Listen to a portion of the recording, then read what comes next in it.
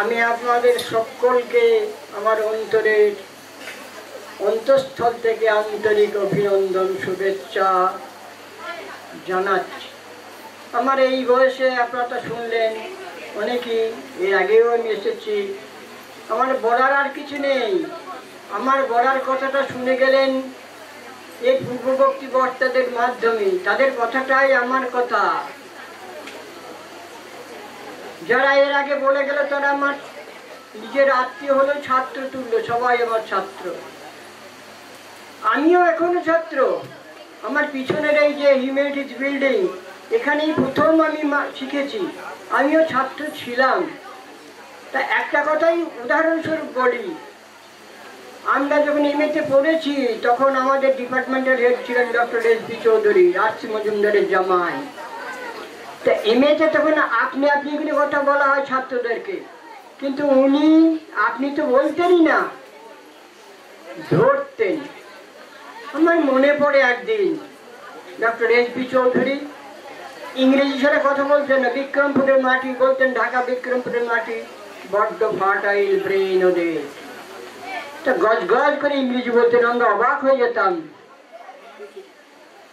Training ক্লাসে ধরতেন, একদিন ধরছেন, do you know what is flora and fauna? পরপর সবাই বলছে, হারে কি বলছে রে।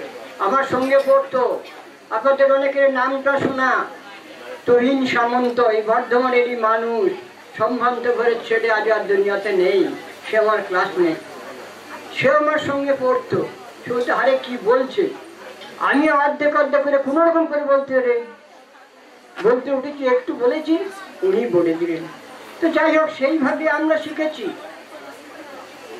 আর এই তুহিন সম্বন্ধে কথা বলছি এই জন্যই, সে রাজনীতি করতে বড় লোকের ছেলে, সে কিন্তু আর শিক্ষার গণ্ডি পেরোতে পারেনি, আমরা পেরিয়ে গেছিলাম।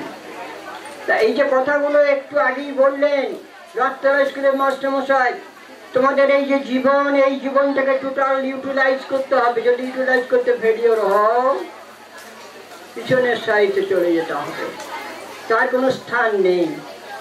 তাই সদ্ব্যবহার করলে তার ফল তোমরা ভবিষ্যতে পাবে, কারণ তোমরাই হচ্ছে ভবিষ্যতের নাগরিক।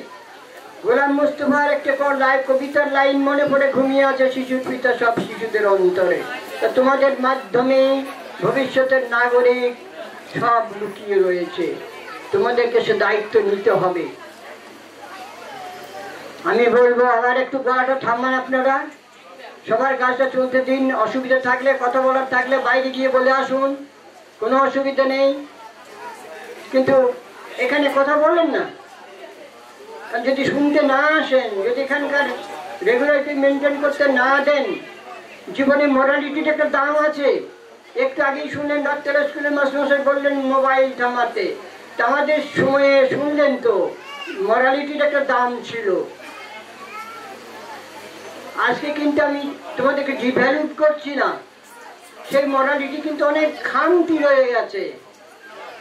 আমরা সামনের দিকে গেলে, রাস্তা দিয়ে গেলে এখনো মানুষ ঢুকে যায়, কিন্তু বর্তমান প্রজন্ম সেই নিয়মের বাইরে চলে যাচ্ছে। তার জন্য আমি ছাত্র সমাজকে দোষ দিই না, পরিবেশকে দোষ দিই, তার গার্জেনদেরকে দোষ দিই। কারণ আমার ছেলে, আমার মেয়ে কোথায় যাচ্ছে, কি করছে, মোবাইল নিয়ে কি করছে, মোবাইলের পয়সাটা কে ফিনান্স করে? বাবা মাই তো করে। তা স্বনির্বন্ধ অনুরোধ থাকবে, বাবা মার দেখভাল করবেন। আপনি আপনার ছেলেটাকে কত সুন্দর করে, বাচ্চা ছেলেটাকে কোলে নিয়ে মা 10 মাস 10 দিন রেখে তারপর তাকে কত আদর আপ্যায়ন করে তুলে মানুষ খুঁজে চুমো চাটা খেয়ে। কিন্তু এরপরে মানুষ না হয় সেই যে অমানুষ হয়, আপনাকে কি ভুগতে হবে? আমার এক আত্মীয় ন্যাশনাল মেডিকেল কলেজ থেকে পাস করে ডাক্তারি করে বীরেশ্বর ডাক্তার, তার একটি মাত্র ছেলে ইনভ্যালিড। চিন্তা করুন তার জীবনের কি দাম। সে বাপ মায়ের একটি ছেলে বীরেশ্বর ডাক্তার, তার একটি ছেলে, সে ইনভ্যালিড। তো আপনাদের কাছে অনুরোধ থাকবে, আমরা অভিভাবক যারা এখানে রয়েছি প্রত্যেকের একটা দায়িত্ব থাকবে। আমরা মাঠে গরু নিয়ে গেলে রাখালদেরকেই বলি কারু ফসল খেলে, তার জন্য বাবা মাও তাই হবে, আর আমার ধর্ম বলছে তাই, যে প্রত্যেকেই আমরা দায়ী। আল্লাহ পাক আমাদেরকে ধরবেন, তোর বাচ্চাদেরকে দিয়েছিলাম কোন পথে চালিয়েছিস, তোর যৌবন দিয়েছিলাম কোন পথে ব্যয় করেছিস, মোবাইল দেখে, গান বাজনা করে, কোন পথে? পথটা যদি ঠিক হয় সদুত্তর হবে, ঠিক যদি না হয় উত্তর সদুত্তর হবে না। তাই আমি আর আমার বক্তব্য দীর্ঘায়িত করবো না, কারণ তোমাদেরকে খানিকটা ফোর পয়েন্টে নিয়ে আসতে হবে, তোমাদের কথা শুনবো। আমরা সারা জীবনই বলেছি, আর বলতে মনে হয় না, কিন্তু তবু অনিয়ম দেখলে কথাগুলো বেরিয়ে আসে। এই মিশনটার নাম কি গো? ইকরা। ইকরা কি শব্দ? আরবি শব্দ। ইকরা মানে কি? ইকরা মানে হচ্ছে পড়ো। একটু আগে শুনলেন শিক্ষা আর দীক্ষা। তা শিক্ষাটা গ্রহণ করা হয় স্কুলে, আর দীক্ষা নিতে হয় গুরুদের কাছে। তা সেই শিক্ষার ব্রত নিয়ে ইকরা মিশন আজ চলছে। সারা বিশ্বের এমন কোনো ধর্ম নেই যে ধর্মের প্রথম কথা হচ্ছে ইকরা।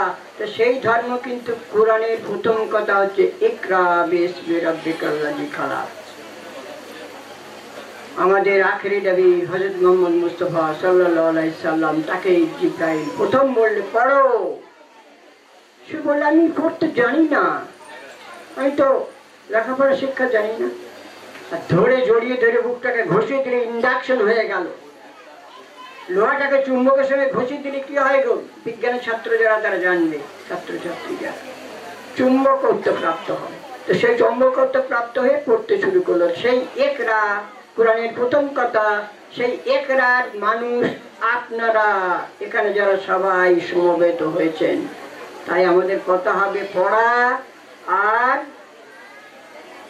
যে পড়ছে তাকে ঠিক পথে চালিত করা, মানুষ করা, এবং ভবিষ্যতে সুনাগরিক করা, এবং তার নিজের ধর্মের ব্রতী রাখা, এবং জীবনে ফলবতী হওয়া। এটাই আমাদের টার্গেট হওয়ার কথা। সেই ব্রত নিয়ে আমি সকলকে বলবো, তোমরা যারা শিখতে এসেছো তারা সময়টুকু সদ্ব্যবহার করো। উপরওয়ালা যারা আমাদের সকলকে আমাদের তার স্নেহাশিস দিয়ে, তার আশিস দিয়ে আমাদেরকে মনুষ্যত্বের পথে, মানবতার পথে, ন্যায়নিষ্ঠ মানুষ করার পথে, ঝুট ঝামেলা হই হুল্লোড়ের দিকে না এগিয়ে দিয়ে সত্যিকারের মানুষ গড়ার সুযোগ দেয়, সেই আশা রেখে সকলকে আমি আমার অন্তঃস্থল থেকে অভিনন্দন জানিয়ে আমি আমার বক্তব্যে এখানেই ইতি টানছি।